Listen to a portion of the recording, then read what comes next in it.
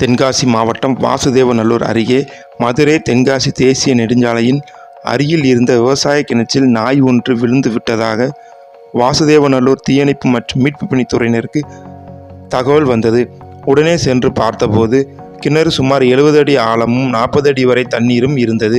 கிணற்றில் படி இல்லை என்றாலும் கல்லாலான கால் மிதிகள் இருந்தன. நாய் கிணற்றின் ஒரு ஓரத்தில் இருந்த கல்லில் நின்று கொண்டு இருந்தது. கிணற்றின் உரிமையாளர் யார் நாய் என்று தெரியவில்லை என்றும், இன்று காலையில் இருந்துதான் நாய் கிணற்றில் இருந்ததை கவனித்ததாகவும் கூறினார். சாப்பாடு வைத்ததாகவும் கூறினார். உடனே எங்கள் வீரர்கள் கயிற்றில் சுருக்கு முடிச்சு போட்டு நாயின் கழுத்தில் போடும்போது நாய் எந்தவித அசைவும் இன்றி இருந்ததால் கழுத்தில் மாட்டிக்கொண்டது.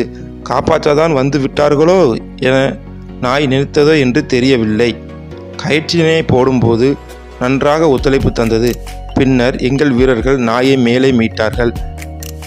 அதன் கழுத்தில் இருந்த கயிற்றினை எடுத்தவுடன் சிறிது நேரம் அந்த நாய் அங்கும் இங்கும் நின்று கொண்டு எங்கள் குழுவினரை பார்த்துவிட்டு பின்னர் நாய் அமைதியாக அங்கிருந்து கடந்து சென்றது.